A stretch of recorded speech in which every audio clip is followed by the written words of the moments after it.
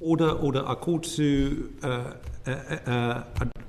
to order our meeting of the Defence Committee, and thank you very much to Dr. Margriet Drent, the Policy Advisor at the Counter Hybrid Unit at the Ministry of Defence of the Netherlands. Thank you for appearing before the Defence Committee.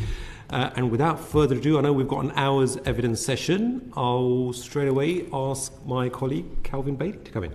Thanks very much. Good morning, Dr. Strent. So you're here today to talk about grey zone. It's probably worth just situating that because there is no agreed definition for what grey zone operations are, and that's sometimes called hybrid warfare. We have been considering grey zone operations as hostile activity intended to erode a state's ability to function effectively, and we're looking at the four levers of power, so diplomatic, information, military and economic. We consider it a spectrum, and with that as a situating of where we are, should we start by discussing perhaps, or asking you, what is the contribution of our armed forces to countering hybrid operations? Yes, thank you very much, and also thank you very much for the invitation. I'm honoured to be here to give witness. The question about the armed forces is a very relevant one. We actually in the Netherlands use a broader definition of hybrid threats, as we call them, or hybrid conflict. But it is.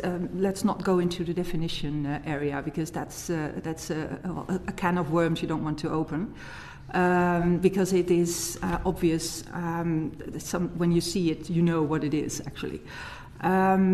For the armed forces, it's been in the Netherlands at least quite evident for a number of years that we were dealing with a different type of conflict. And I'm with the Counter Hybrid Unit of the Ministry of Defence in the Netherlands. It was created in 2018 just for the purpose of making sure that the armed forces in the Netherlands were ready and able to respond to this new threat situation.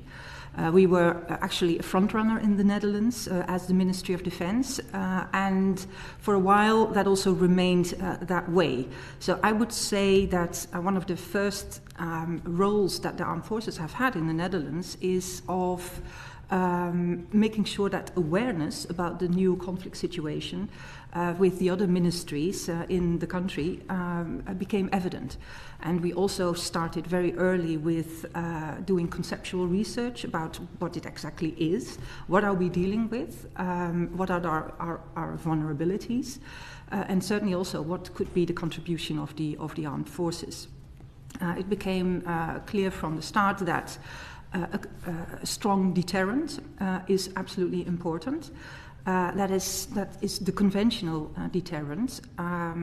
Strength of the armed forces is of importance, just to deter our adversaries to escalate their hybrid activities.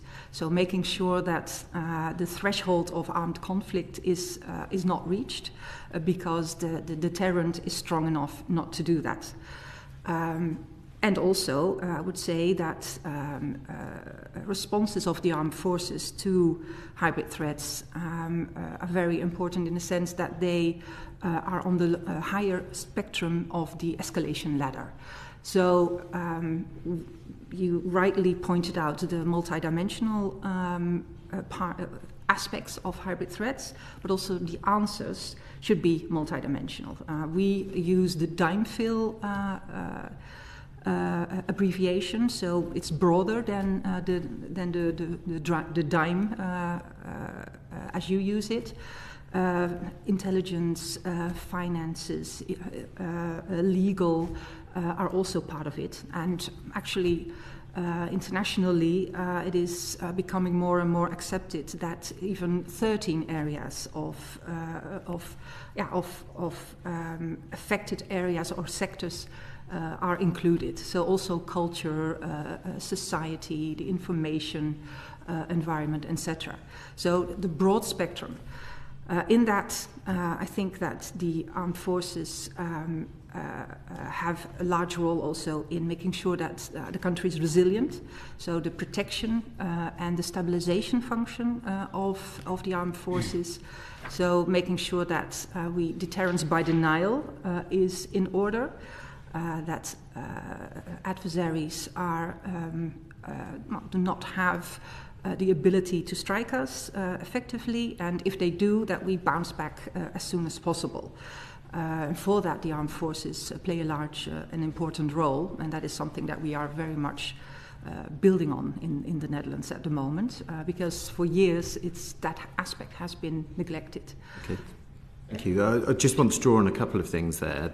You spoke about the different types of deterrence, because one type is the action response, known as the punishment kind of method, but then there's also denial of action, which you elaborated on.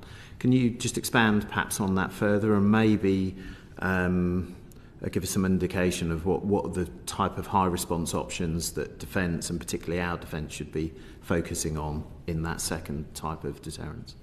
Yeah, the deterrence by punishment, as we call it. Denial. The high signalling stuff to prevent, to do the things that we've not been doing. The denial one, yeah.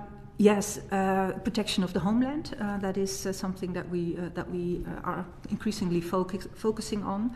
The Netherlands has a clear task in NATO to make sure that host nation support is taken care of. That we secure our ports and our points of entry for NATO troops, if that may be in need. Making sure that the armed forces can function in a hybrid crisis, because it doesn't have to be an armed conflict. It can be all kinds of destabilization of our society, where the armed forces need to take their role in protecting civilians or protecting critical infrastructure. And that also means that the armed forces need society to help them for certain functions. And we need to make sure that we plan for that, and that it is also possible at the moment that crisis strikes. So the armed forces, I suppose, are very much looking into how can we also make sure that the homeland is secure, even if there simultaneously is a conflict on the eastern flanks of NATO, for instance, because we need a resilient and strong a country to make sure that our armed forces can do their jobs. So that is something that we're starting to work on much more in recent years. Pulling on some of those things then, national resilience, you'd be looking at things like healthcare and the ability to supplement the normal healthcare system with capabilities that you could offer maybe to NATO. Is that something that you're looking at? Yeah, healthcare is of course something that you really need from civil society, because if there's any lesson from the Cold War, is that we need to look at that. What did we have as armed forces in place in case of conflict? And that is something that now can be very much or has to be asked of by the civil society, by hospitals, but also supplies, food supplies, transport. In the Netherlands, I think it's quite comparable to the UK. It's very much a privatized country, where all kinds of these functions are in private hands. So you need to come to an agreement when and how in times of crisis these facilities come to the aid of the armed forces. But vice versa as well, of course. First responders are the armed forces, making sure that water supply is repaired in an emergency. All these kinds of specialized things. Also, cybersecurity is provided by a lot, but also by the armed forces. So it's a vice versa relationship between civil society and the armed forces at the homeland. Thank you. I was going to ask you to pull perhaps on the other areas that we should be considering and suggesting medical space, and some of the other areas. But is there also, in that deterrence, are there things, so it's necessary for deterrence, some of it to be high signalling, a statement of intent by just having it in and of itself? Are there areas that defence that we should focus on within our defence makeup? So, for example, forces that we can project rapidly, or the size and shape of our maritime forces, for example? Yeah, I suppose I would call that the response side, not so much the resilience side, because to communicate and to signal about your strength is, of course, part of deterrence. I would think that the conventional build-up of your forces is important in that. That might, of course, also invite more hybrid activity. That is the paradox of it, because it's a weaker party's choice of instrument. So you also need to be resilient indeed, and as armed forces, I suppose, well, we are at the moment very much targeted in subsea areas, as you well know, the North Sea, the Baltic Sea, etc. Very much a target of all kinds of activity, and projecting vigilance, projecting that we are surveying it and that that they are going to be caught if they perpetrate there, is something that is very important. So indeed, signaling your strength, signaling that you know what's going on, that you know what they're doing, naming and shaming, but also is indeed something that is important, in my opinion. Thank you. Before I hand you on very quickly, I think it's quite critical that a lot of the things that you were talking about, national resilience, aren't normally defined military activities, but they still act to defence and deterrence. Do you think it would be valid to offer those things as part of our NATO contribution? So, for example, were we to offer medical capacity or maritime capacity that isn't necessarily of a military nature, but that provides resilience, is it reasonable to consider that as part of our 2.5% or 3%?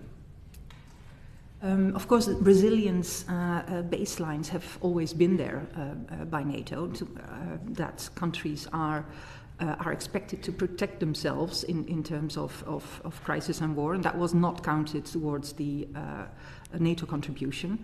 I can imagine that in new situations, providing, for instance, indeed, specialized services such as medical, but then for not only for UK or for UK areas, but also broader for NATO itself, that of course is a valid contribution, I suppose. Yeah. Thank you very much. Thank you very much, Doctor. Just to take this theme further about hybrid operations, Ian Room, please.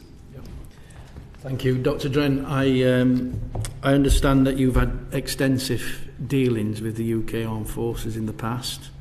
Not extensive. And I'd like you to sort of like comment, if you can, from a personal perspective, about the aspects that the UK MOD's approaches to undertaking and combating hybrid threats. So what is your experience of the United Kingdom armed forces approach to operating in an hybrid environment and countering those threats? Well, I, of course, as a civil servant of the Netherlands, I find it difficult to comment on that specifically. But of course, from a personal experience, and also what I know that my country appreciates very much from the UK is, and where we're also looking at for inspiration.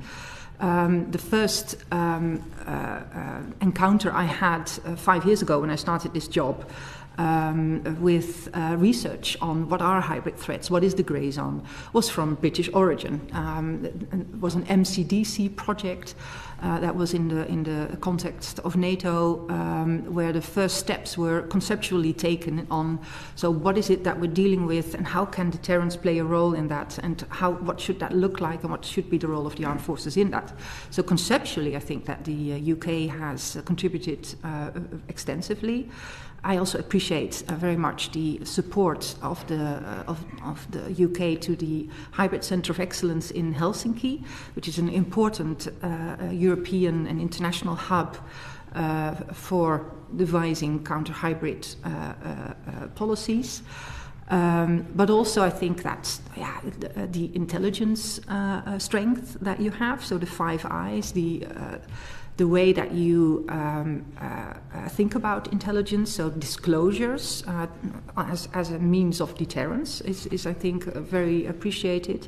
But certainly also we've been working together in the Joint Expeditionary Force. The Netherlands has been a long-time member of it, and appreciate it very much that the UK has had the foresight also to look at the Joint Expeditionary Force as a military corporation that could focus on countering hybrid threats or operating in the grey zone, which it has extensively also done through exercises, but also through last year, I believe. Already in 2023, surveying the North Sea together with JEF partners, and also the new initiatives that it took to make sure that surveillance on the North and Baltic Seas are taken care of. So taking those initiatives, showing that kind of leadership in being complementary to NATO in a smaller setting of military cooperation is very much appreciated. Yeah. So would you agree that the quality of the UK intelligence services is looked upon favourably by our NATO allies? Yes, it is. Yes. I think that I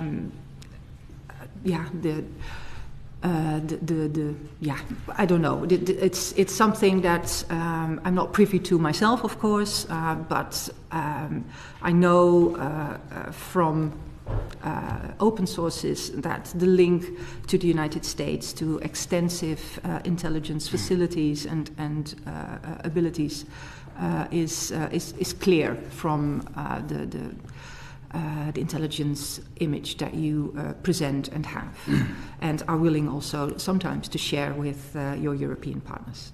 Thank you. Thank you very much.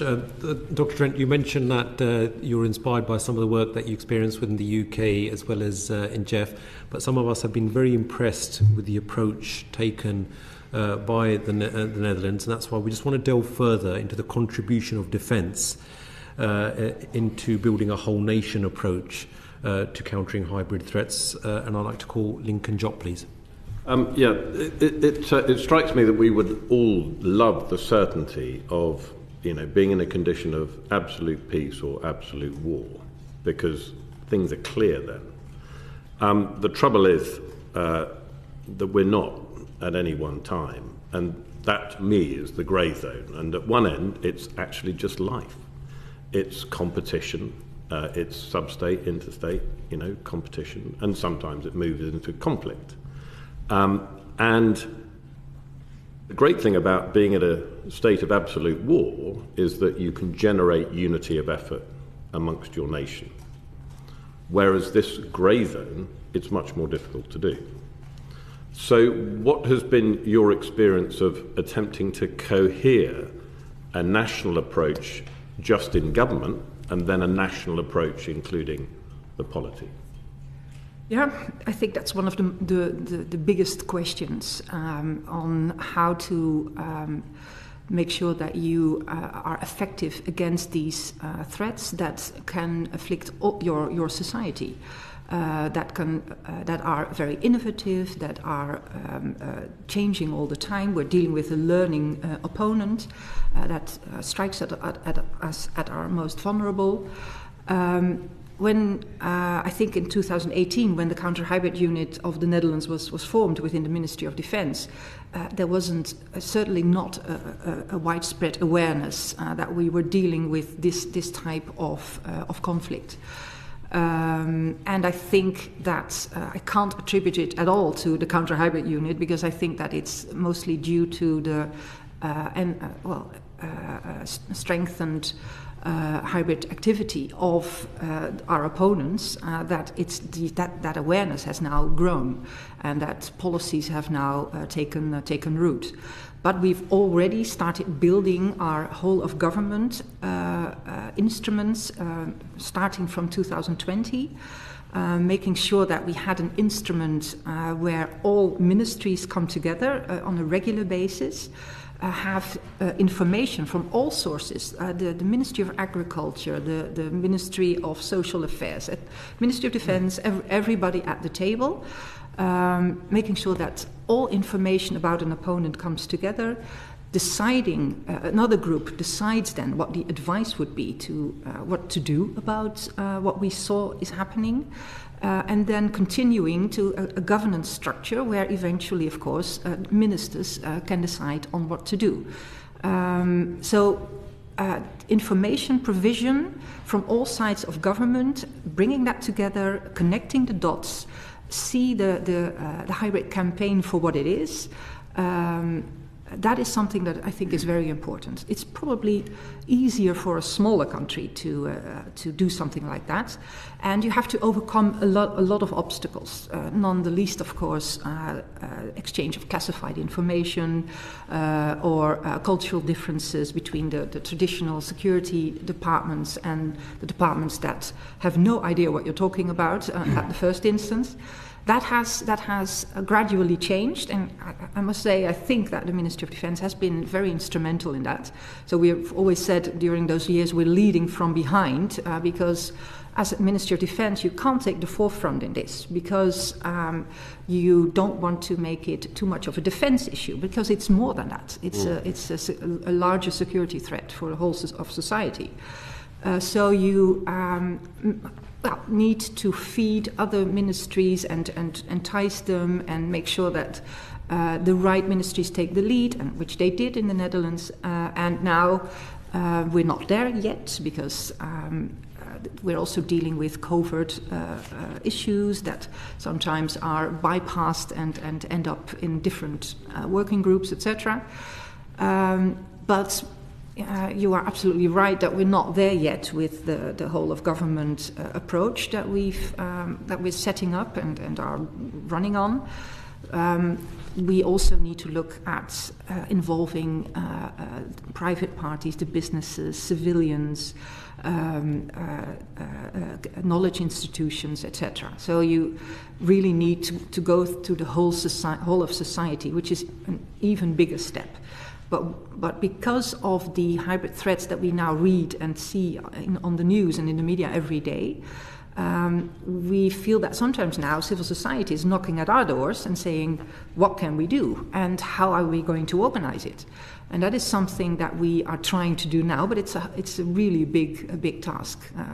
And it's also a different mindset that we need to get in as a country. We've been at a very comfortable nook in Europe for a long time, and now are confronted with a whole different reality. And so we've taken Mark Rutte's, the Secretary General of NATO, speech that was very well publicized in the Netherlands on that war is coming. So, but we need to, in our communication, we also be careful not to scare people, but get them in the right mindset to be prepared and to not be naive over what can come towards them and what they need to do when a crisis is there. I mean, that seems that's because the war is coming is sort of my sort of very binary on-off peace or war sort of language. It almost doesn't sort of hit the mark when it comes to this constant state of conflict narrative. And we were talking earlier on about deterrence and subsea infrastructure, and it would seem slightly de trop that if someone pulls up a cable with an anchor, that we drop a bomb on them. And so the sort of in the same way that it is called a grey zone for a reason. Rather than saying to people, "There's a war coming," saying let's take the example of social media. You are subject daily to disinformation and misinformation, and getting your public to respond in such a way that they become a much more questioning audience of every piece of information that they're being given. That's a whole of nation effort, isn't it? Yep. And a vast challenge. You need to do both, I think. Because you're absolutely right. You talked about that it's a spectrum, and we feel indeed that we are in we call that the orange state, going towards the red state of conflict. So we are in on the spectrum where indeed it's not peace, it's not war. And that is something that we need to prepare our public for, as well as for when it escalates and inadvertently it moves on to an open armed conflict. So what we do at the moment now is we've written a policy sent to Parliament just in December, saying resilience against armed conflict and hybrid threats. So both of them. So the whole spectrum of conflict, and as an asterisk, we say, a natural disaster also requires something of you. So we've packaged that together because the whole mindset needs to be changed, and you need to find the right prompter for that, for your audience, for the larger public. But you're absolutely right. Every individual, we feel, also has a role in this, and is using social media and can be influenced and needs to be literate in social media and be aware of what the threats are. The cognitive conflict that is going on is a very large part of the grey zone or hybrid conflict, and that is something that's very difficult to address, but very important to keep in mind. And it's so different for various parts of Europe, I suppose. If you are in the Baltics or in Eastern Europe, the threat and the influencing is quite clear, but it seems far away here in the UK and in the Netherlands, and it's difficult to. I feel it's difficult to make clear to the larger public what is going on. We try to do that. Disclosures by the intelligence services are more frequent. Public reports about the situation from the intelligence services are more frequent. We send our generals and our ministers to talk shows on television to make sure that they articulate what exactly is going on, and that is the whole spectrum from the influencing until the possibility that it escalates into war. Well, I think our Secretary of State for Defence is one of the most classic talk show guests that I can imagine. So with that, I'll hand you back to the chair. Right, thank you very much. Dr. Trent, in the 2024 Defence White Paper, it was noted that the Netherlands and its neighbours are very, very prone to the strategic rivalry and the war in Europe through hybrid attacks, and in particular Chinese and Russian espionage was mentioned. So what is the Dutch MOD doing to counter that? Of course, we're certainly not alone in that. Our Ministry of Interior has an intelligence services, but also the Ministry of Defence has an intelligence service. They are increasingly working very well together, and also are enlarged and receive more money. So knowing what's going on and uncovering espionage is something that is very important. We are particularly in the Netherlands dealing with cyber attacks and with cyber espionage and cyber theft of technology and knowledge. Infiltration in our knowledge institutions and theft of expertise and knowledge on technology. That is something that we're very aware of that is happening. It is also in our open reports from our intelligence services, indeed, and in our white paper. What we do is we have legislated a new law on espionage, which has broadened what falls under the heading of espionage. We have introduced a new law on screening of investments and mergers in specific areas of the economy, and we have beefed up our cyber defenses and also the cyber abilities of our intelligence services. This is all something that the Ministry of Defense is very much involved in. It sounds a bit counterproductive because it seems all economic issues, or a lot of economic issues, but we have a very vested immediate interest in that our economy produces the best and the most innovative technology for our armed forces, obviously, and that it is not falling into the hands of our adversaries, so that we are encountering those technologies in the field again. So we have a very vested interest in making sure that these policies are tight and are well kept. So we've been active in trying to do that. Knowledge at our universities and our knowledge institutions, there's a screening law that's introduced, making sure that specific areas of expertise of PhDs, master students, are not open to unscreened persons. And we cannot discriminate, so it's persons in general, and there's a list of criteria.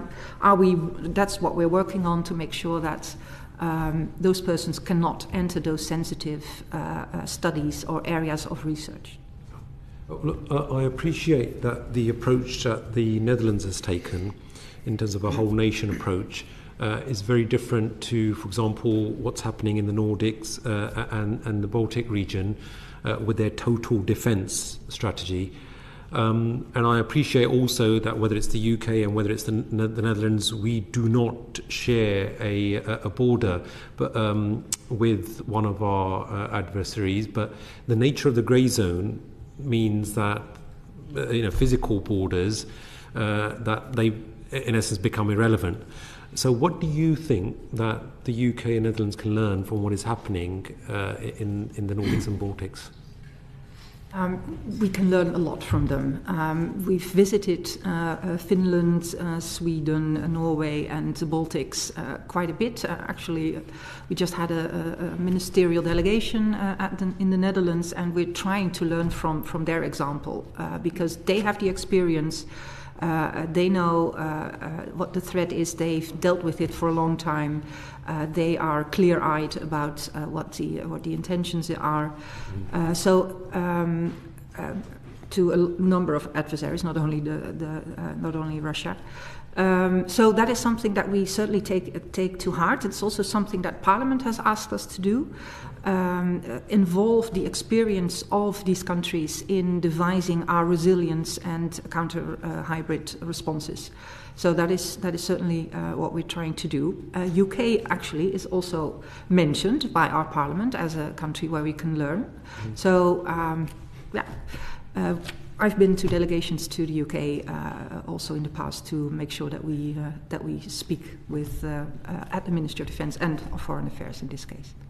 And lastly, for me, for now, in terms of legal and regulatory barriers, it's often said that is what causes a serious impediment to whether it's military readiness or societal resilience.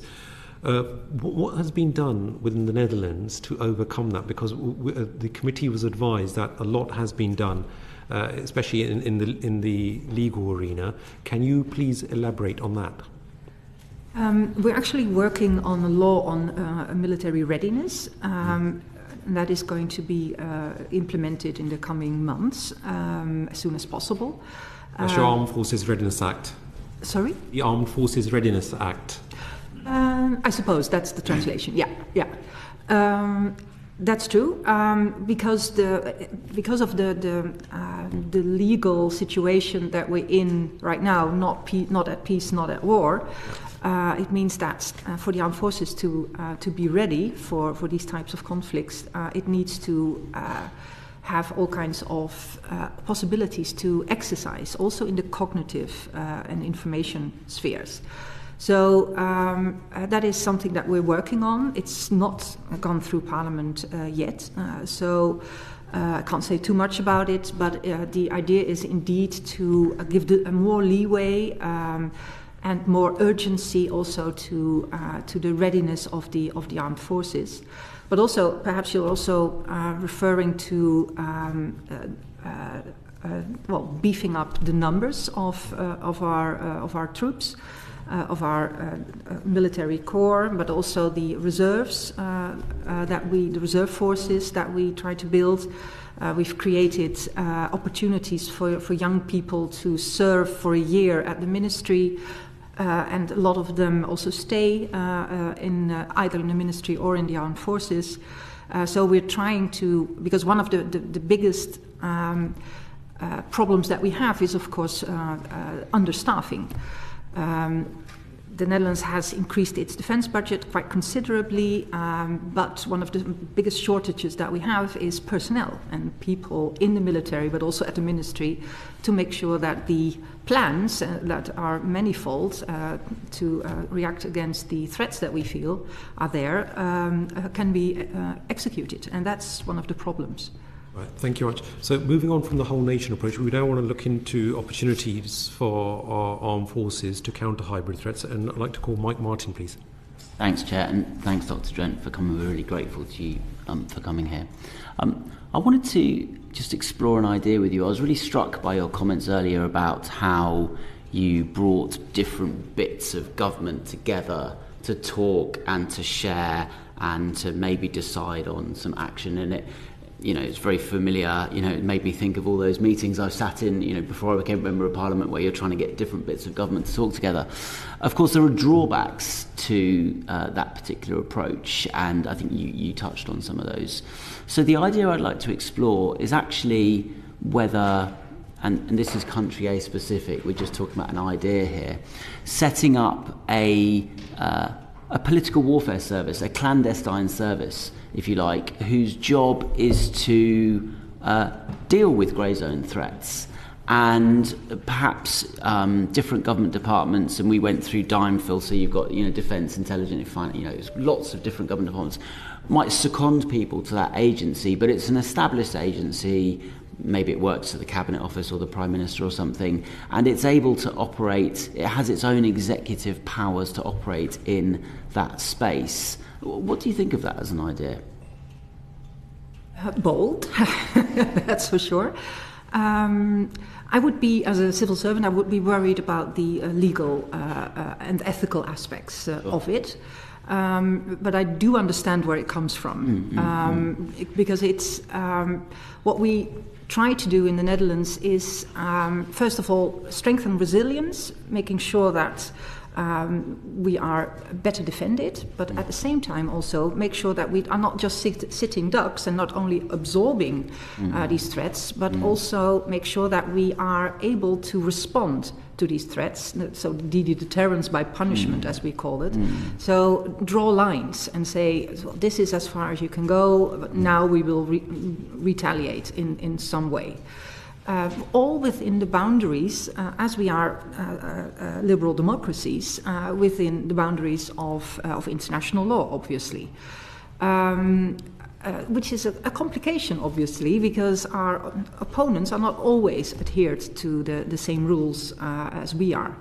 But still, I believe that we are also have to show that there is acceptable state behavior, to which all countries need to adhere, and that we must set that example and cannot cross those lines, because then the norms will blur and our opponents will feel even more free to do what they want.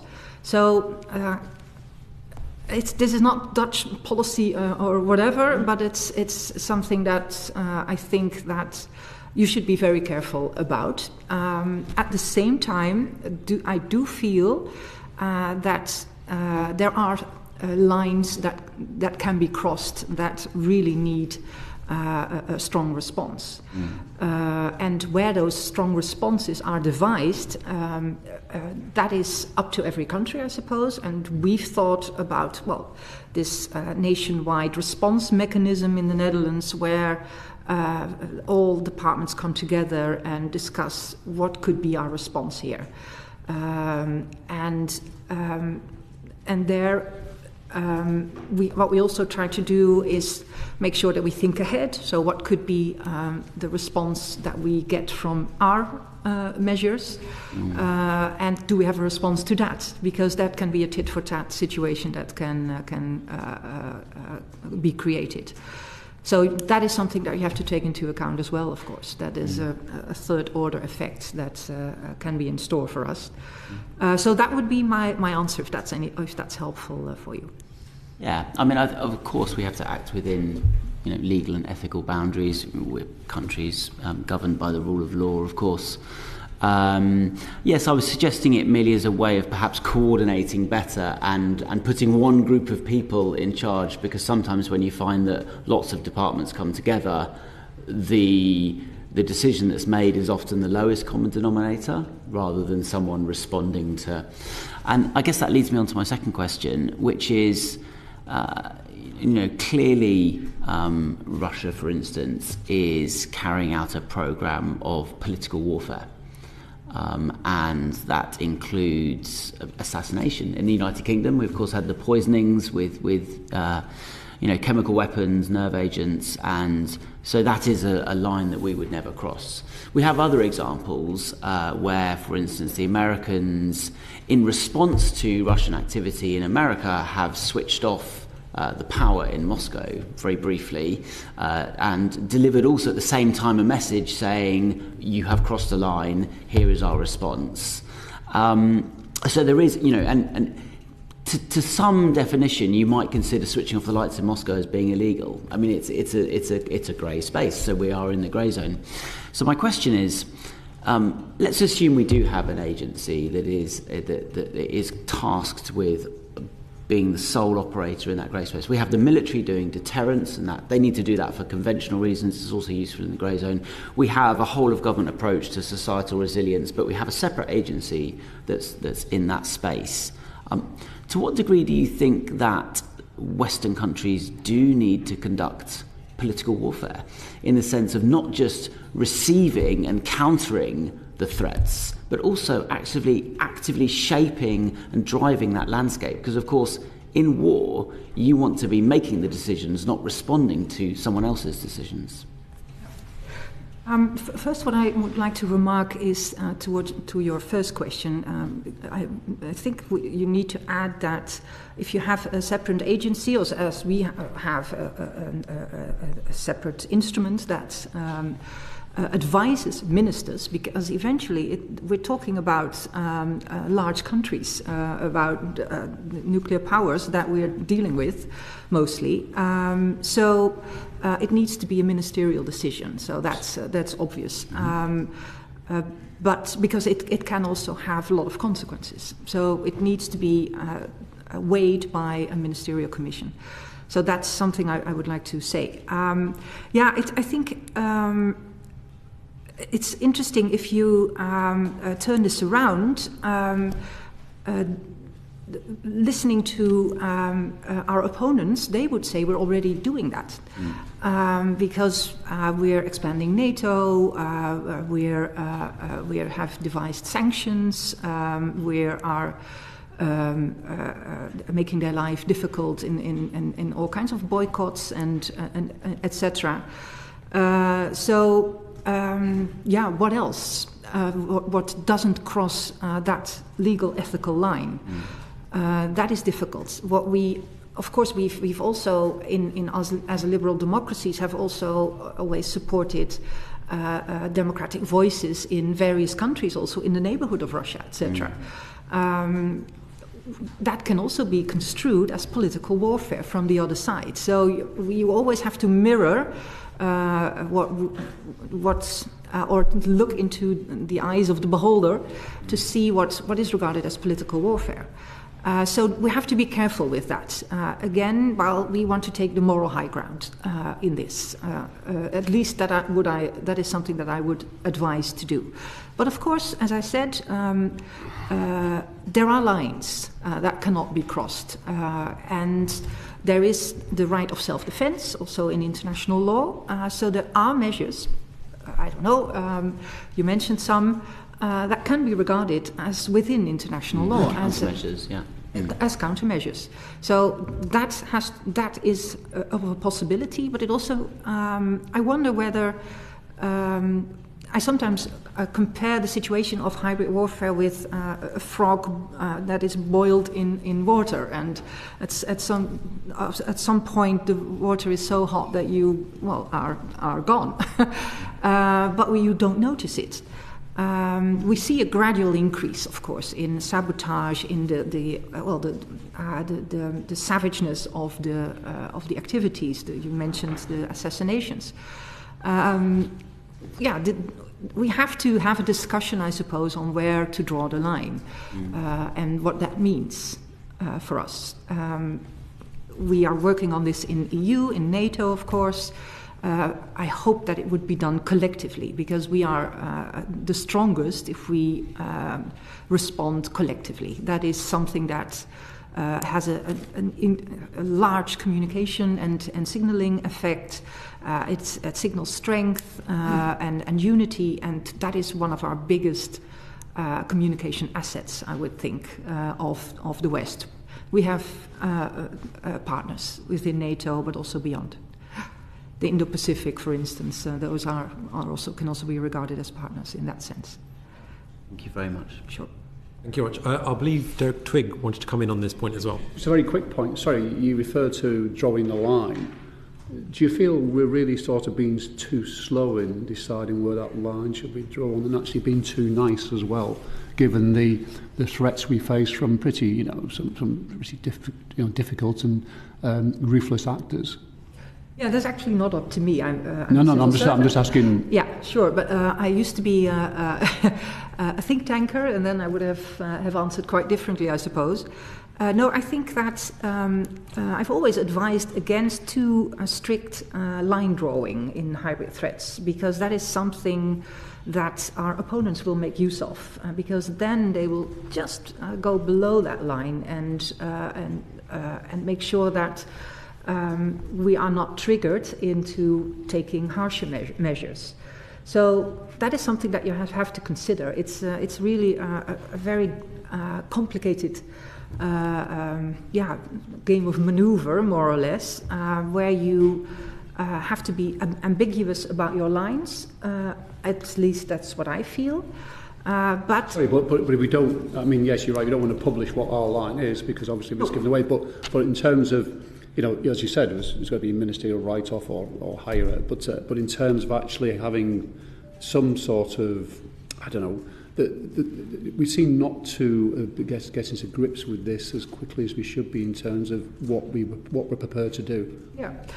That's I suppose also the nature of the threat, because I mentioned the boiling frog, and indeed it is difficult to respond to a ship that is looking into all kinds of infrastructure on the sea, but says, well, I have a right to be here.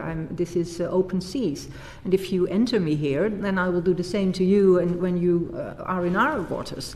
So that it is very difficult to respond to. I absolutely agree with that, and it's very incremental, but. What is responsible statecraft? What is can we define that, and can we hold them to account to doing that? I think we need multiple entries for doing that in the UN, in NATO, etc., in all kinds of fora. But at some point, of course, our national security and our national interests are damaged that much that that we need to do something. And we are doing something, of course. We are making it more difficult. We are making sure that we have the information, that we see what's happening. We are diplomatically doing all kinds of things. We are speaking to them. We have 15 sanctions packages. We have in the EU now also a hybrid threat package of sanctions, even for Russian activists in Africa, for instance. So we are doing something, but we still see that, at least that is what you can see from open sources, you perceive an increase in their hybrid activities. So, yeah, it's a very good question, and it's a very difficult one. Yeah. Okay. Thank you. Kelvin Bailey. Thank you. We've been talking about the whole of nation approach and the need to scale up rapidly, or give the perception that there are persistent responses and capabilities in order to deny or prevent hybrid operations. And key to that is our reservists. But reservists are central to giving an impression of size and also persistence. And I wonder whether you could offer some views on our reserve forces, what they should look like. Perhaps that we've got some of our old concepts wrong, instead of considering that they're a part-time, that actually the work they do is extra time, and that their capabilities, that there should be more of a continuum for reservist capabilities, and therefore make it something that more people can engage in. Yeah, I think you've described that very well. That is something that we're looking into. We're talking to employers of people that are interested in have a reservist function, and enable them to take more hours within the armed forces and within their specialized task. That is something, a modernization of the reservist legal framework is what we're working on. And it's very necessary. There are the generations that we're looking at, in the Netherlands, by the way, it's men and women that are on call. We have suspended conscription. There is even it's discussed in the media. Is it something that we should lift the suspension? So making sure that we do have the numbers by calling up our 18-year-olds generation, men and women. The problem is that the absorption capacity of the professional force to make sure that the reservists are doing their jobs and are assisting where they are needed, and in devising the whole reservist and training them, that is now lacking. So we have growing pains. And I suppose that's something that sounds familiar. We want to grow, but it can be difficult if you do not have the personnel to realize that growth. What we also are contemplating in a new law is a survey, which is done also in Sweden, to see whether people, to hear them out and see to what extent people can be interested in a serve year, what we call them, and try to retain them for the armed forces. And in that sense, grow our numbers. We're talking about, I think, in the almost 10,000 that we need extra. Do you think a change of approach could perhaps help in some of our critical skills gaps. You know, should we be investing sort of in our military's ability to scale up certain key capability areas rather than pushing that investment forward into some of the more pointy areas of defence? Either or, you mean? Yeah, so I mean, was that maybe 15 or 20 years ago when Lincoln was serving, that we would have had colleges that did this for us, and that was considered a national endeavour, growing key skills and whatnot. And those things went with the options for change review in the UK, and therefore we don't have anywhere that we can point to that would grow key national skills and capabilities. Is that something that we should be considering again? I see. You need to get them from somewhere. That is the thing, and you need to look at what is the most efficient and effective and suits the culture of the country. I'm not an expert on reserve forces, but what I understand is that we're looking to the private sector mostly to militarize them in times of need, and to prepare and to exercise with them so that we can make use of them when it's necessary. So then I'm talking about hospitals, but also logistics, train stations, cyber reserves, all kinds of skills that you can imagine that we will need. Yeah. Also, of course, protection of critical infrastructure. Drones is a concern. Also legally, how to engage them. In protection of the homeland, so it's a whole different mindset that has to evolve indeed. And how do you get the numbers quickly in a tight labour market with a small generation of the age that you need? So that's a challenge. Okay, thanks very much. I do wonder whether there is. You've mentioned hospitals a number of times. Do you retain your military hospitals, or? There is. That's a good question. There is a military hospital, but a number of hospitals have dedicated military wings when there's a conflict.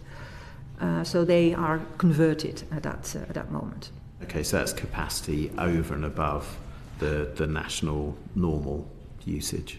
Military use, then we need to boost the numbers, considering that we are possibly dealing with the number of wounded. Yeah. Okay.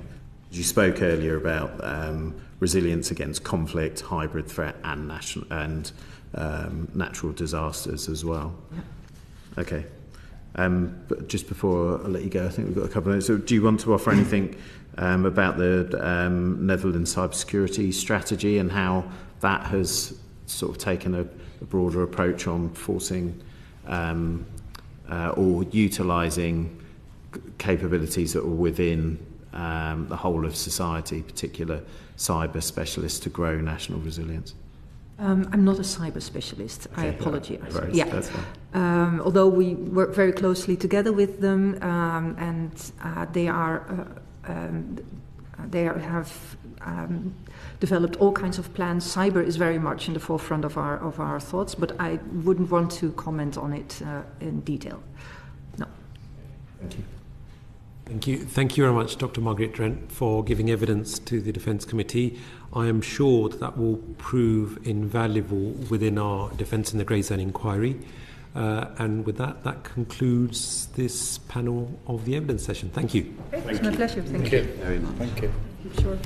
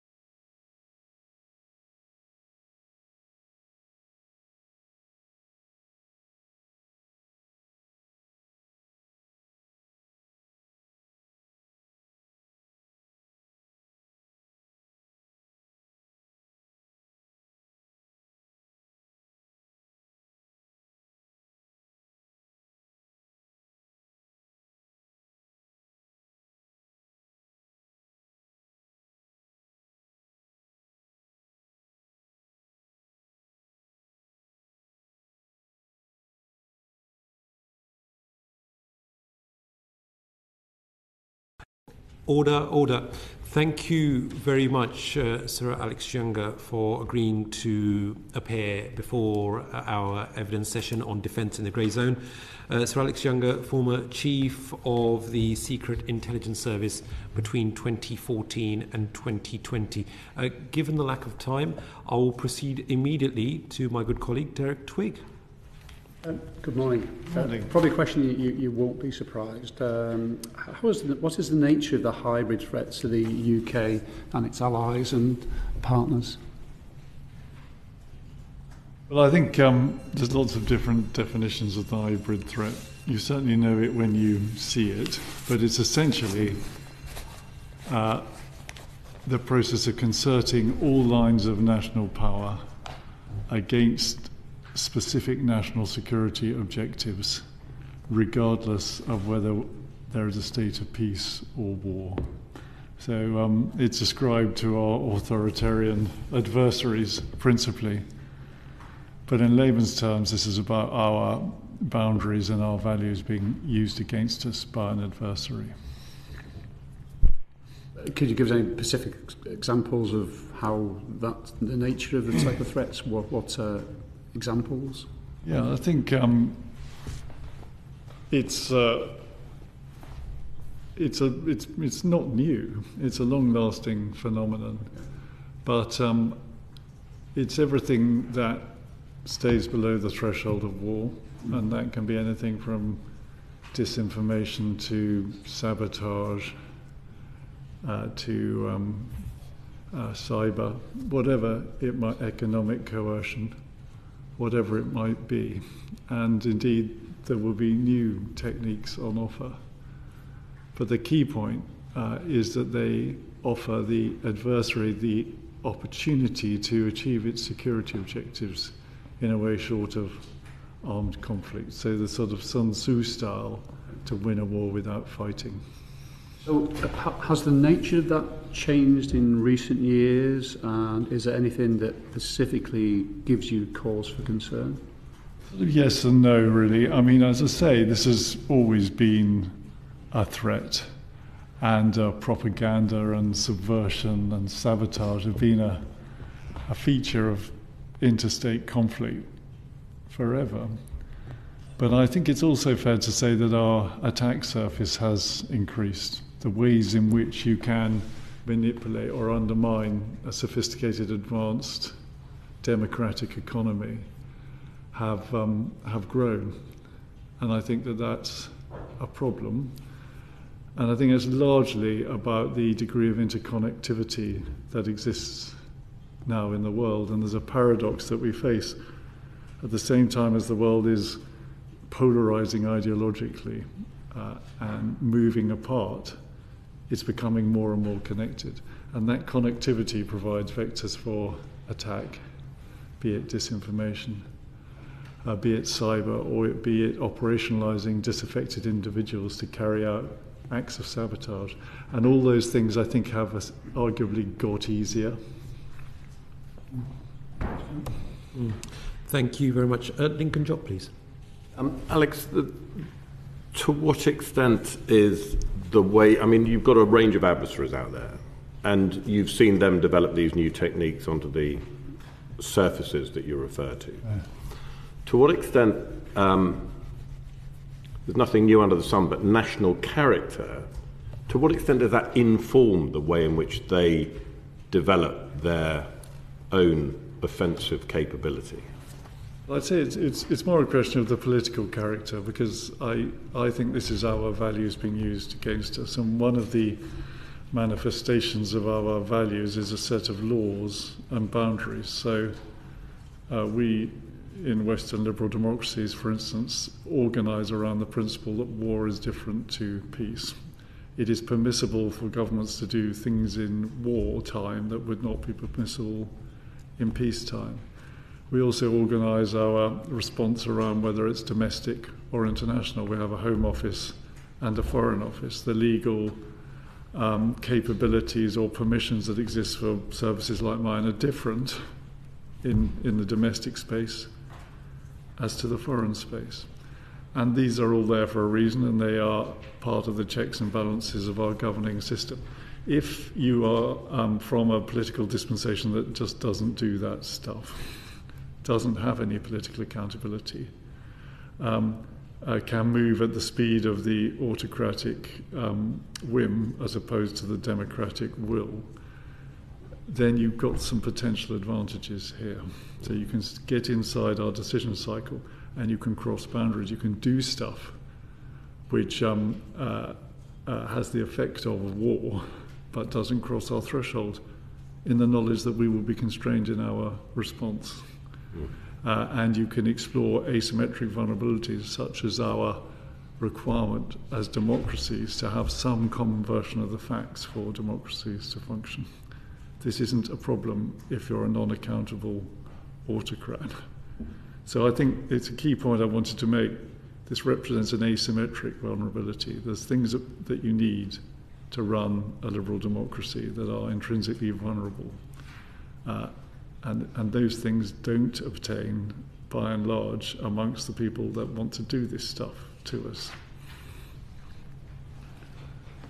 That's very much looking at it from our point of view and how we protect against, said attacks. I just want to invite you to explore the nature of the threat. You've described it as autocratic, as if that covers the spectrum. Is there any nuance within that? In terms of our adversaries' national approach to the way in which they develop their capabilities? Yes. We face threats in this space from a sort of limited and recognisable number of actors. But, up there, obviously in lights are Russia, North Korea, Iran, and to some extent China. And their national situation absolutely dictates where they're going to take this. So if you looked at Russia, the asymmetry in the relationship with Russia is, of course, all about capabilities and systems, but it's fundamentally about the fact that they think they're at war with us and we don't think we are at war with them. And Putin has conceived of this idea of horizontal escalation, which he believes is a sort of reciprocal response to what we're doing in Ukraine. Completely wrong, erroneously, falsely. But that's how he looks at it. So that dictates what they do. They are actively using capabilities now just below the threshold of war to undermine our capacity to resist their agenda. If you took China, I think it's a completely different situation. They don't conceive themselves as being at war with us, and in fact, Chinese aims are very different. They are essentially that China should rise to be allowed unfettered to pursue its own interests. Although, because of its size, this has global ramifications. It's fundamentally a sort of domestic-oriented agenda. And you can see the full quality of Chinese hybrid capabilities in the campaign against Taiwan. The whole thing's there. If you want a sort of textbook on sort of on subversion and cyber and political harassment, it's all there. But it's not the same story as Russia. I don't think we see signs of them behaving like that. And so, if we were discussing in our last session that we love the clarity of an idea of perfect peace and an idea of perfect war, because then our rules sort of kick in and we know where we stand. But actually, this grey zone that we're talking about actually represents just life, really. And on a spectrum, but the sort of the gap between competition and conflict, that's a pretty that's another grey area.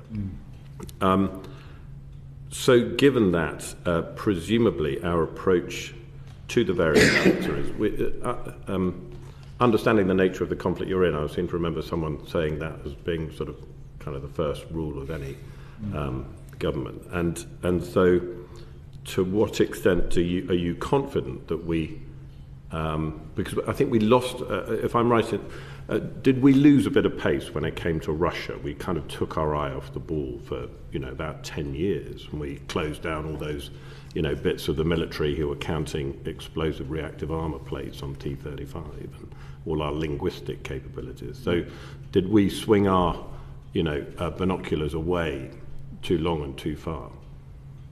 Look, I certainly, just to that point, think that the rise of terrorism as a national priority, it just mathematically diluted the capacity we had as a country to face these state threats. And you could argue that went too far. It depends on your view of terrorism, really. But it's undeniable that the culture and capabilities that existed during the Cold War, the national understanding, the culture of security within the government, our physical protective capabilities, all of that was far in advance of what we have now. We've disarmed in lots of ways, and this was one of them. When though you talk about us taking our eye off the ball, I think that's also a reference to the sort of grandmother's footsteps nature of the hybrid threat, which is all about just doing slowly increasing the harassment or the subversion and sort of normalizing a new situation. And when you look at disinformation campaigns, they're all about normalizing chaos, normalizing distrust, and then moving on to the next point. One of the really pernicious and difficult things about hybrid threats is they, as you say, they're not binary, they slowly increase. And it's really hard. Democracies don't really have the capacity to draw a line at some point and just say no. So this Russian stuff did creep up on us. You look at now with hindsight at the behavior of Russia assassinating citizens on our soil and the way in which we fundamentally saw that as a criminal issue, as indeed to some extent it was. But I think, it took us a lot longer, arguably, the Ukraine invasion to understand this was of a piece with a structurally aggressive Russian approach to asserting what it sees as its interests in Europe. It's hard for democracies to get ahead of this. I saw the same thing with counter-terrorism, honestly, and it took the horrors of 2001 to kind of produce that step shift. Now, God forbid we would have to do that with the hybrid. But we need a similar process where we get real about this and organise to effect. I don't want to we're going to come on to the nation's response in a minute, but I do just want to explore the nature of the threat. Would you say, you said something in there about cultural, I can't remember the word you chose, but the when it was the Cold War and, it was sort of treated as a war of national survival, do you think we were better at keeping secrets than we are now?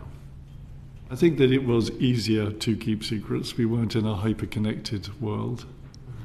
I think that there was a security culture in government which to some extent has been undermined, including by the advent of technology, but also a generation of a world essentially, or at least apparently, free of these considerations. And then there's just sort of the need to invest properly in these capabilities. So I think it is now a more challenging environment than it would have been before. Yes. Is the genie out of the bottle? Is it only going in one direction for a liberal democracy, or can we reinstill that security culture? Absolutely. I mean, I don't see why that isn't entirely possible. You only, frankly, in Europe, have to go to different countries to see different cultures in operation. And I note that the centrality of resilience and security is normally in direct proportion to proximity to Russia. So if you go to Finland, for instance, I think you will find a resilient culture that fully understands the value of all of these things. The value of information, for instance, also, in a way that we can learn from. I don't think this is wholly surprising. We have had 30 years without having to think about this very hard. But can we get it back? Yeah, absolutely. Thank you. Thank you very much. Sir Alex, you've served as the Chief of the Secret Intelligence Service, and thank you very much for your service to the nation. One of your counterparts, the head of Germany's domestic intelligence service in 2022, remarked that Russia is a storm and China is climate change. With regards to defense in the grey zone and hybrid threats, how far would you agree with that statement?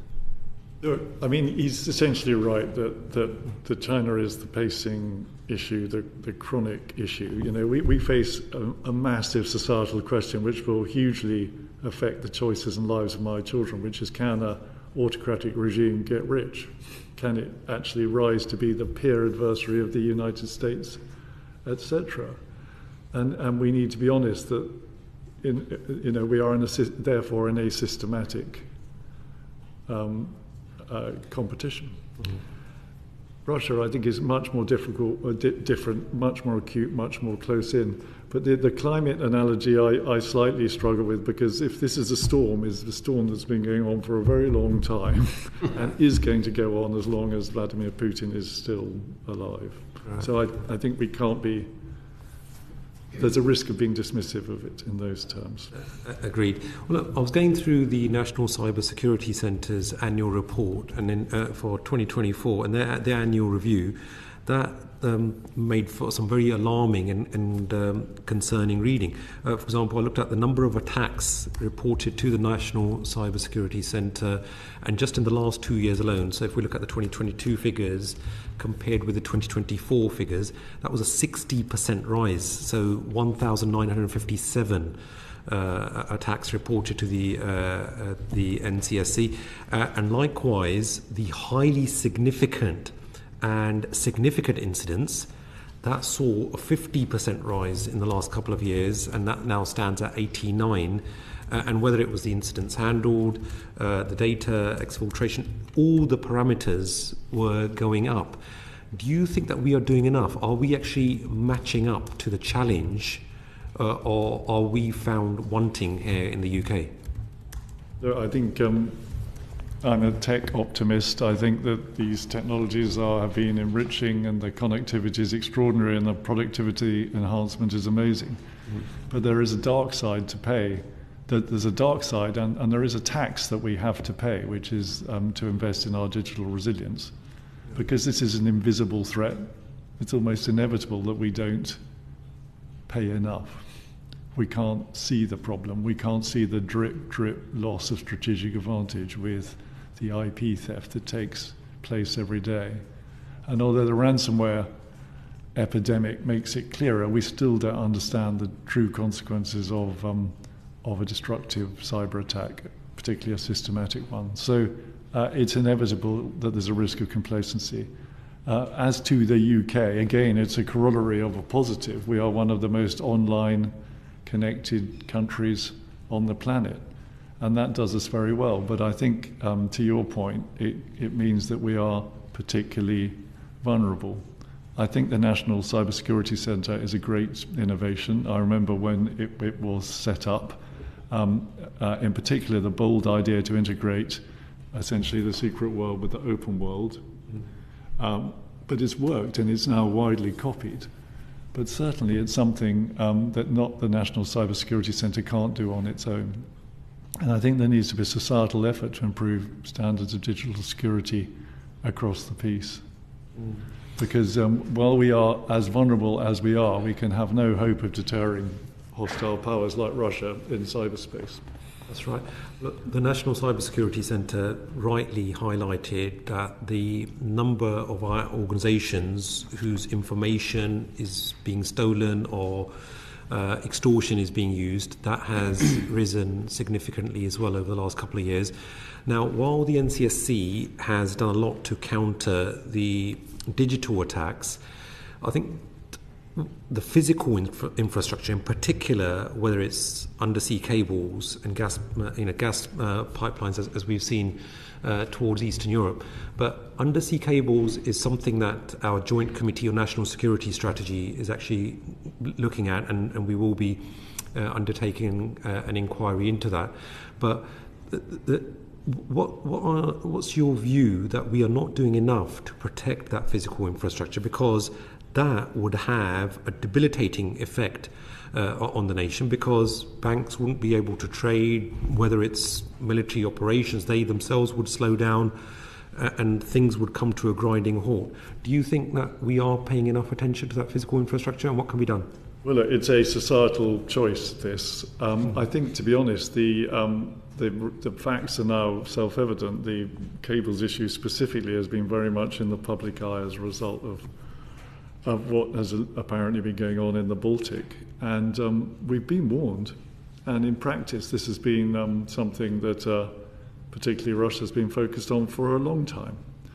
So, and indeed the solution, I think, is pretty clear, which is the need to invest for resilience and ensure that we have a wide set of redundant systems that mean that we're not vulnerable to single catastrophic interventions. And this is about much, much more than cables. This is about our supply chain generally. Great. The societal choice, to be clear, is if you are going to essentially internalize that risk into the economics, that will cost money. You know, Britain is in a difficult fiscal situation.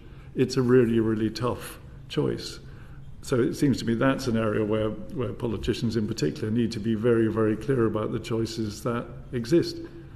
And if they believe that they're justified, I think it's going to be important to incentivize the private sector to invest in resilience with the appropriate national industrial policy or regulation or whatever it might be. But we can't pretend this comes without a cost. It emphatically does. Ultimately, much of that infrastructure is in private firms' hands.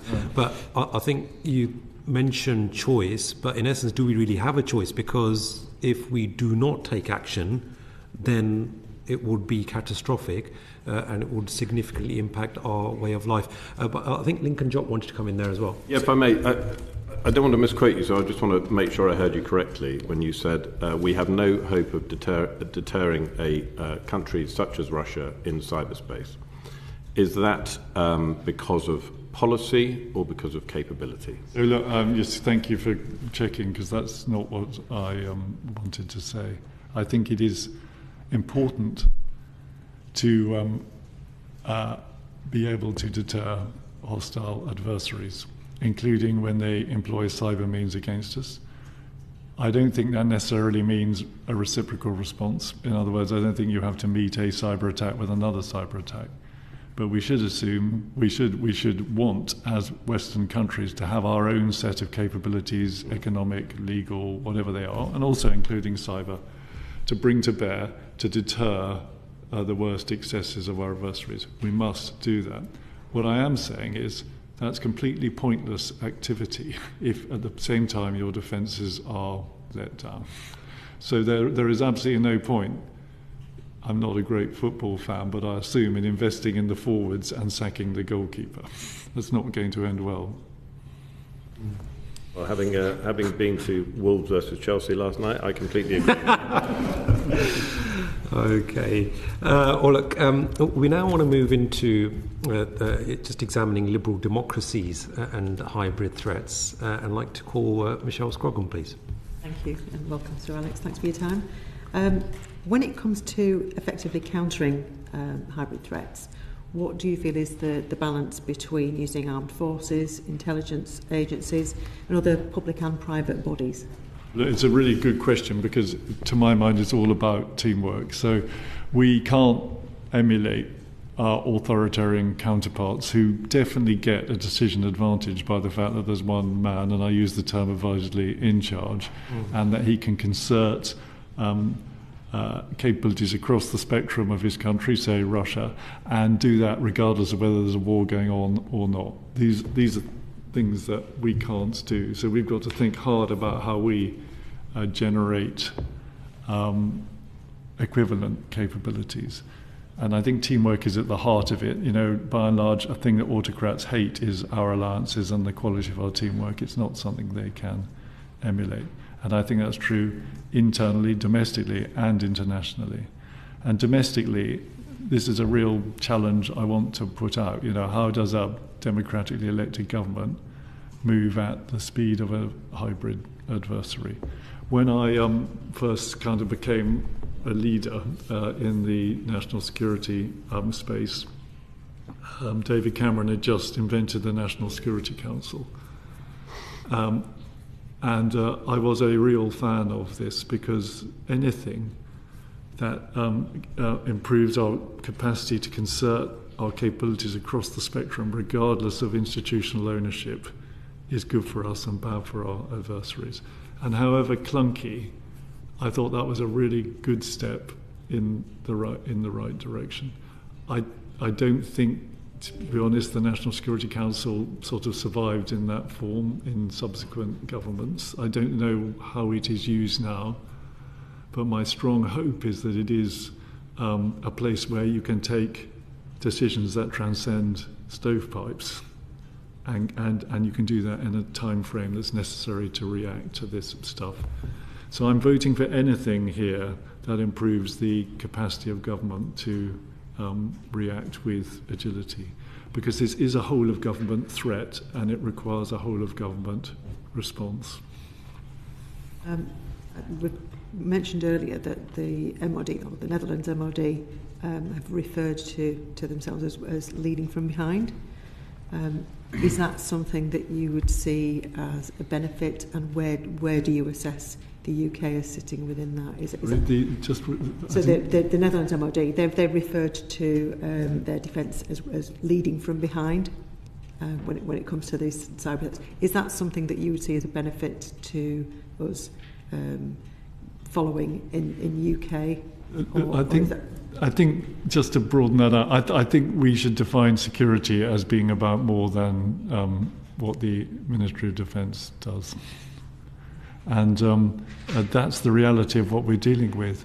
If you're going to effectively counter a full spectrum threat, you've got to use your full spectrum capabilities, and that includes, the Ministry of Education, for instance, when you're dealing with subversion. It absolutely includes the Treasury, etc. So I think the first point is not to be too hidebound by how you define security. I think the membership of the National Security Council, or whatever it is, should accurately reflect that.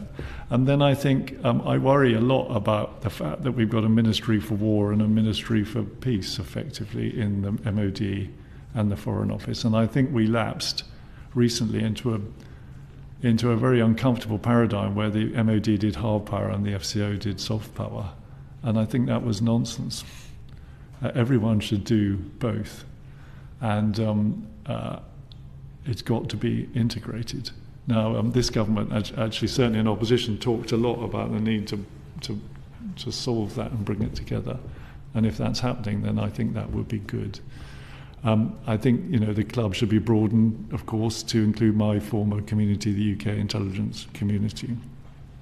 But the reality, what's healthy, is it's not so much about being behind or in front, as if we're seeing that grouping in particular working as a team, and if the ministers involved understand that, and if the mechanisms exist for the decisions taken to be transmitted into facts changing on the ground. And I worry that our systems and our laws don't enable that.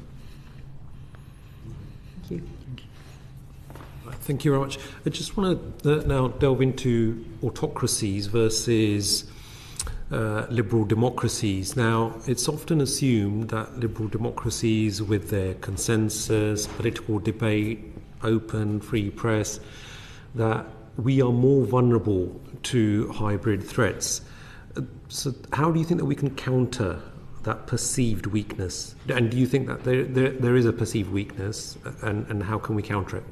I think it is a weakness. I think the reality is that our attack surface is much broader. We, in order to be democracies, we make our decisions in the open, and we admit a very wide range of influences on those decisions, most of which is ripe for manipulation by a malign adversary.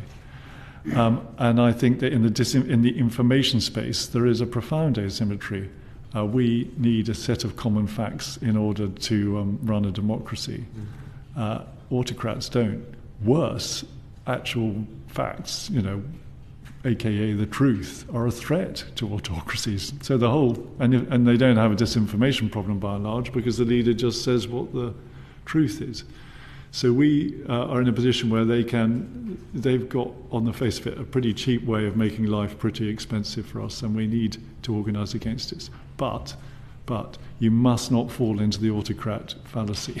Yeah. So they do have these advantages, but please can we not conflate resilience and rigidity. What you see with the Grand Parade on the National Day and the serried ranks of tanks is, to my mind, a sign of rigidity, not resilience.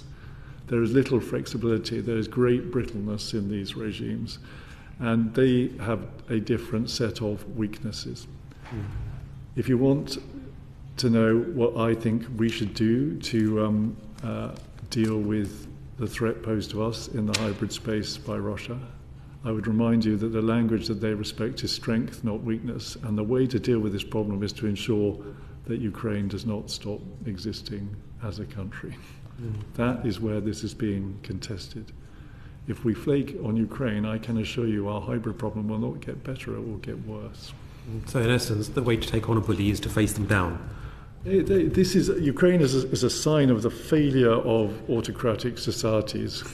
It reveals essentially corrupt nature of these regimes. It was a catastrophic mistake on Putin's part to get involved in this.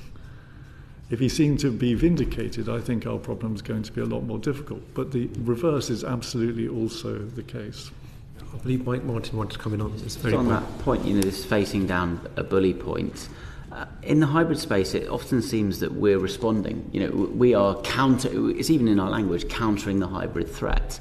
To what degree do you think that we, the West, the UK, should be conducting political warfare against? Russia is an opponent, and they are assassinating people on our soil with nerve weapons, nerve agents.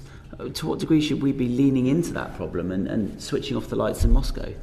Well, it would be clear that I bow to no one in my hostility to Vladimir Putin. But the maxim that we always had when I was in office was that we aim to beat the Russians, not be the Russians.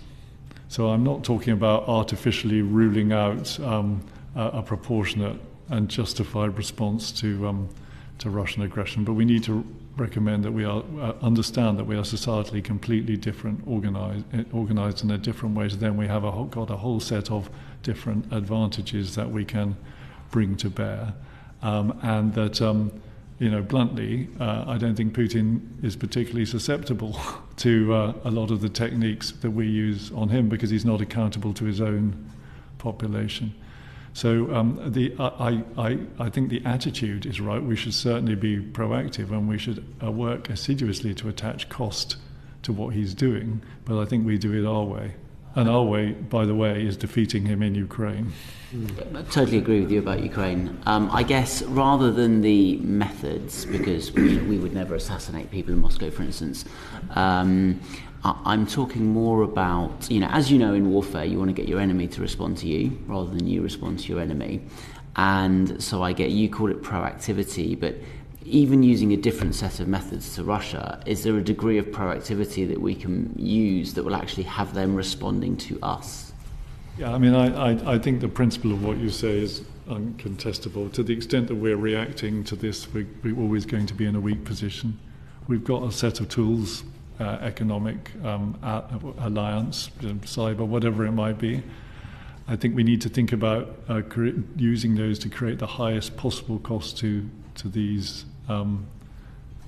these adventures, which is maybe not as blood-curdling as you want me to make it sound, but I think that is the sober reality. I don't think we as liberal democracies can organise in a different way. Yeah, definitely. So just to build further on that, liberal democracies, I would posit, have some inherent strengths, whether that's a robust civil society. We've got a vibrant private sector that leads to technological sophistication, whether it's in terms of our strong institutions. Now, do you think that there are other strengths that we have, given your experience within the intelligence services, and how can we better exploit those strengths to counter hybrid threats? Look, I think it would be irresponsible for me to speculate about anything that is operational, so I'm just sort of not going to do that. I think it's important for us to recognise that as much of this is about us as them. So if you took, for instance, the well-grounded fears that we all have that Russia is subverting with its disinformation campaign our political discourse, I would agree with that, but I absolutely don't think that's our biggest problem. I think in practice Russia has been pretty frustrated by the resilience of our politics and hasn't found much by way of new divisions that it can create. It's had to settle for a second option, which is just to seek to amplify the discord and division that already exists. And you can see them doing it in cyberspace, and it's why they don't support one side of the argument or the other. They just try and muddy trust in our societies. I think in our modern politics in Western countries, there's a much bigger issue about polarization. I think that the role of tech inside that is a really important factor. To be honest, I would worry in putting this, in focusing on external factors like Russian aggression, pernicious and dangerous though it is, at the expense of some much more core issues about our own integrity. Agreed. Look, before I come back onto the vulnerabilities within autocracies, I want to just bring in Calvin Bailey and Lincoln Jopp. Calvin Bailey, please. Thank you. I just want to go back and explore your statement about Ukraine. Wars are won when it costs them too much, and we hope that to win that conflict, Ukraine makes it cost Russia too much. But you also lose wars when it costs you too much, and those costs aren't just financial, they might actually, it can be will. And so you have to build will, and drawing on some of your points effectively about the Holy Trinity, people, government and the armed forces, if we aren't able to galvanise goodwill or create the understanding that that outcome is fundamental. And what strikes me with your remarks about Ukraine is if I took those out onto the street, perhaps they wouldn't resonate adequately with our people. How do we do that so that we can create the goodwill that is necessary to fight a sustained conflict? I think it's the cost thing. I think if you go and explain that the costs of giving in to Vladimir Putin in Ukraine are far outweigh the benefits. Far outweigh the alternative. Because I worry enormously that if we fail to invest now and pay that cost now, the cost to our society in future will be astronomical. That we have to face this down at some stage. So I think I would be talking to the public about, it sounds distasteful I suppose, about the fact that this is a bargain. We have an opportunity to demonstrate to Putin that he cannot act with impunity. If we do so, I think this will reduce the broader threats that our societies face. If we fail, the costs will be pretty well incalculable in terms of the demands on our economies, the extent to which our defence capabilities will have to grow and frankly dominate our scheme of expenditure at a time where we face really serious fiscal challenges. I appreciate that coming from me, you might think I'm invested in a sort of narrative of conflict. It could sound like a self-serving narrative, but I think it's important for the broad political spectrum just to make people understand what's at stake here. And it's absolutely not a faraway land of which we know little. And to be clear, by the way, I understand that in the end there is diplomacy and there is a conversation. But I don't think that will produce the right answer unless Putin is incentivized to make compromises. And that requires us to double down on our effort. So with that being the case then, how does let's assume a failure with Ukraine, what does the developing hybrid threat look like? I think that first of all, Putin will be emboldened. He will think that his tactics, which have been very much about hybrid warfare, have been vindicated. He thinks that we are already much more active than we actually are. He's intent on horizontal escalation. In better news, his army has performed risibly. It's completely depleted and exhausted, and will take a number of years to reconstitute. So, what I don't think he will do is invade Poland, because I don't think the capabilities exist, at least for the next few years. But will we see ongoing momentum in the hybrid space? Absolutely. Moldova would be the obvious next choice, and that would further compromise Ukraine's position if Moldova's Western orientation is effectively undermined. And then I think you will see the playbook weaponization of Russian-speaking communities in the Baltic states. I think you will see an intensification of the disinformation campaign. I think you will see the political factions rising in Europe that Russia identifies as helpful, being supported in the covert space. And I think we see more in the subversion, whatever it is, sabotage. In that sense, I just think we're at the beginning of the story. Thank you. Lincoln Jopp, please. Yeah, just sort of following on, I guess it's the other side of Calvin's coin, that in terms of cost and cash. And I don't want to probe around the operational out-of-bounds box, because this is pretty much an area of policy, I think. We'd taken the decision internationally to skim off the interest from the seized Russian assets. Does there come a time, could you envisage, have you done an assessment of, even if it's just in your own head, of the effects of going for the actual money itself?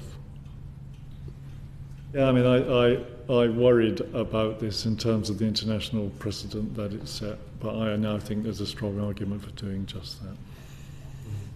Thank you. Oscar, please. Yeah, I'd like to just ask what your assessment is of our vulnerability to electrical interference. So we see an awful lot in the media, and particularly from media, interference on who owns the media, who's lobbying and donating to political parties. That kind of competition between them, what kind of threat do you see in that? I think it's going to get worse, and most obviously because the capacity to create falsehood has been massively uplifted by the advent of generative AI. And that has offered the opportunity to produce disinformation at an industrial scale, at internet speed, in a way that must surely be alarming. I also think that we are seeing worked examples of Russian orchestrated disinformation campaigns altering election results. Georgia would be one possibility, and of course it's pretty startling what has been happening in Romania, and actually rather heartening to see the judiciary take the stand that it has. But I also return to what I was saying earlier. I actually don't believe, although bear in mind I'm not in office now, that there has been, in this astonishing year of elections, an example of a major democracy's result being swung as a result of Russian disinformation. I think that their operations fall far short of what they would desire. I think they have actually found us to be rather more resilient than they would have expected. And I think the vital ground of this conversation, as I've already said, is about much more than foreign interference. Thank you. I believe Ian Room wanted to come in there as well. Yeah. So Alex, I've been here listening patiently to your answers. And obviously a very good career, and thank you for your service to the country. With all your experience from a personal perspective, what do you want to see from the next Strategic Defence Review?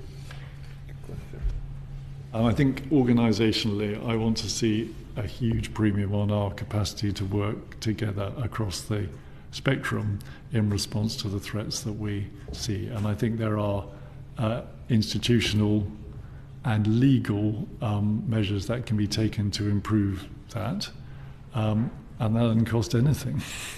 But then, of course, I think there's a very significant technological investment that is also required in terms of connectivity and joint data to allow us to operate as one. I think will already put us in a significantly improved position. The issue that will dog the SDR is the choice between the climate and the weather, or the storm and the whatever it is.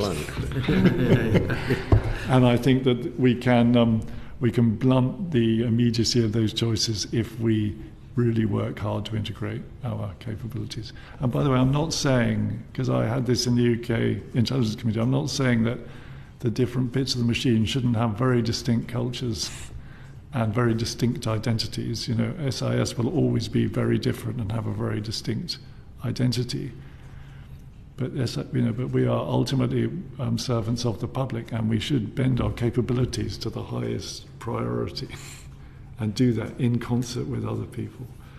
So it sounds a bit nerdy and sort of governmenty, this, but it would be a huge gain if we can bring that about. I think we need to invest there's got to be a resilience investment. And then if I can do a shout out for my community, we need to make sure that they have the tools and law and resources that they need in order to actively combat these threats below the threshold. And in there is a set of things that would already make life more difficult. But I'm conscious that alongside this conversation of the hybrid, we also have a very real conversation about hard power and deterrence. And that makes this wicked. And I understand defence colleagues when they talk about the need for us to be building capabilities that can defend this country in an extreme emergency. So I'm absolutely not belittling the choices that exist. One of the big areas obviously facing defence at the moment is the advancement, particularly around cyber and recruiting to intelligence services around that profession. Have you got any thoughts on that? Yeah, I mean, it's a sort of, if I could expand that, I think that the thing that will condition the choices available to my children relative to the choices that I have enjoyed are basically who owns the global commons of hardware and software of the digital world. Who's running the digital world? Is it an autocratic regime like China, or is it open societies like ours?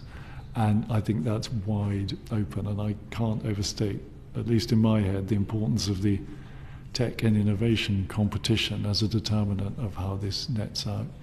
So you ask about the SDR, and of course investment in metal will be really important. But if you were to ask me the thing that will determine whether we have real security in this country in a generation's time, it will be whether we have maintained our technological edge over our potential autocratic adversaries. That's the big one. So I will revert at every stage, I think, to the priority of that. And in there fall out a whole set of so whats. And of course they apply also to our economy conveniently. Skills is a huge thing there.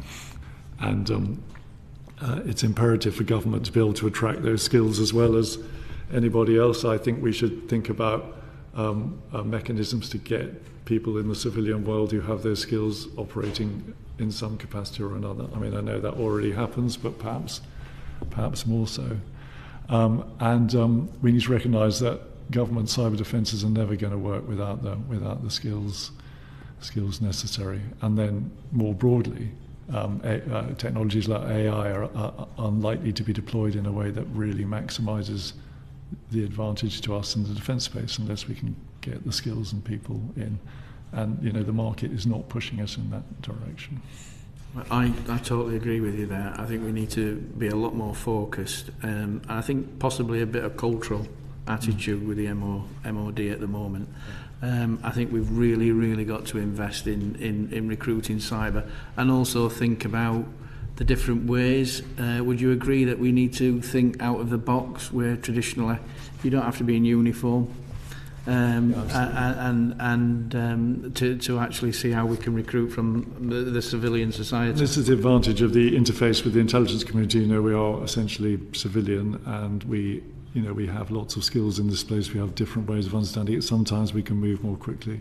Defence have skills of their own. There's a strong argument for integration in all of these on all of these capabilities. Yes. Yeah. Thank you.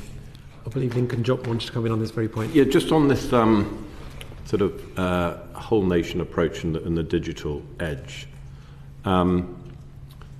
If we were talking about, teaching 12-year-olds how to disassemble an Armalite, we might get into some controversial, conversations with the National Union of Teachers. But because we are talking about digitalizing our youth, it's those skills can be generic, and then so that would suggest to me that a logical so what from what you were saying is that the digital content of our educational syllabus should be increased and enhanced. That's a no-brainer, isn't it? In any case, isn't it? I mean, it well, seems... funnily enough, in another part of this building, ongoing, is a discussion about whether we should ban, people under 16, 18 from having smartphones. Yeah, but then that's a slightly different issue.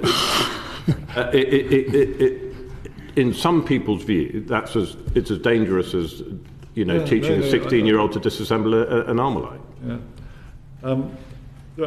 I think tech literacy is really important, but I would go a bit further and talk about critical thinking, a capacity for critical thinking. How do you get and process information? What do you believe? How do you go about finding the other point of view? How do you stay out of an echo chamber?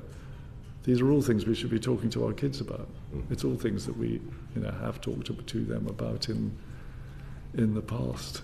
And this is sort of surfacing as yet another area of the sort of identity politics debate, but I think it's much more fundamental than that. And it's at the basis of our capacity to resist disinformation campaigns is teaching people to think for themselves, and that starts in the classroom. Sir Alex, it can often appear in open liberal democracies that the model for autocracies, that they're just omnipotent, and the strongman model is the one that should be employed. Indeed, David McFarland, in his written submission to our inquiry, he noted that autocratic governments often have the advantage of longer time frames and more consistent approaches to policy. And obviously they don't have to bother with the election cycles that many of us are vulnerable to. And that's why they can take more long-term approach to things. But given your own experience within the intelligence agencies, how would you categorise vulnerabilities within autocracies, and how vulnerable those vulnerabilities with respect to hybrid threats as well? I think it's a really important point. They can plan long term. So when it comes to the tech competition, that confers spectacular advantages. They're not inhibited, arguably, by laws or values. So that means that they can manoeuvre. They don't do boundaries. But they are fundamentally fragile. The point about our democracy, imperfect though it is it confers one golden property that does not exist on the other side of the fence, and that is a mechanism for the peaceful transfer of power. And in some sense, Putin is trapped by the logic of his own narrative. He can never leave. And I think Xi Jinping, in going for his third term, also has disintermediated an entire generation of Chinese leaders and now made the succession much more fraught. What happens in those circumstances is corruption builds up and tension builds up, and it's going on behind the scenes. And as we saw in Syria, things can change at really short notice. The reason I was being so cautious when answering the questions about what we should be sort of doing to our opponents is that this is I think a process that always comes from inside. And it's about the people in these countries finally deciding that things should change. So I think it's it's wild to sort of. So that's why I even hesitate to characterise it as a vulnerability when we're looking at how we respond or what vectors we use. But it's important from the perspective of just the psychology of this to understand that you mustn't conflate resilience with rigidity. They are different things. And would you not agree that a lack of accountability and challenge that can often incentivize loyalty over efficiency, and it can lead to paranoia over effective planning? This is all absolutely true, and it makes us all feel good as Democrats, and that's great. But my advice, though, is not to make a plan on this basis. Yeah. I think that actually, for instance, it's pretty febrile time in the Western world. Great. And I don't know how long country X or country Y will last for, even if I do know that the contradictions and tensions I've described exist. So I don't think a strategy should come up with is that this will go away because all these countries will fall apart. And I know that's not what you're saying, by the way, but I think it's incredibly important for us not to be complacent. The short-term advantages that you get from being an autocrat are quite considerable. Right. And would you agree also that the zero-sum game approach employed by Putin in Russia, that in essence distorts the truth about the West and what is being done here, and that's why some of what is happening with regards to hybrid threats that is undertaken without knowing how liberal democracies actually function. I think there is a lack of knowledge, perhaps, in China and Russia in particular. Would you agree with that or not? Yeah, I mean, I think I've said it already. I think the Russian certainly attempts to manipulate our political systems have fallen far short of what they wanted to achieve, because they don't really understand how we operate, and because we are actually pretty resilient. So these are good things, but it's just that they've sort of optimized around a process of just making everything that they find worse in order to increase distrust between the government and the governed, and ultimately claim a moral equivalence between their system and our system, which is what Putin really wants to achieve here. We need to be alive to these things, but as I say, I don't think we should blame it all on the Russians, because that risks diluting our determination to deal with lots of really fundamental stuff in our own system. Agreed, we've got our own vulnerabilities in the system. Sir Alex, thank you very much for giving evidence to the Defence Committee's Defence in the Grey Zone inquiry.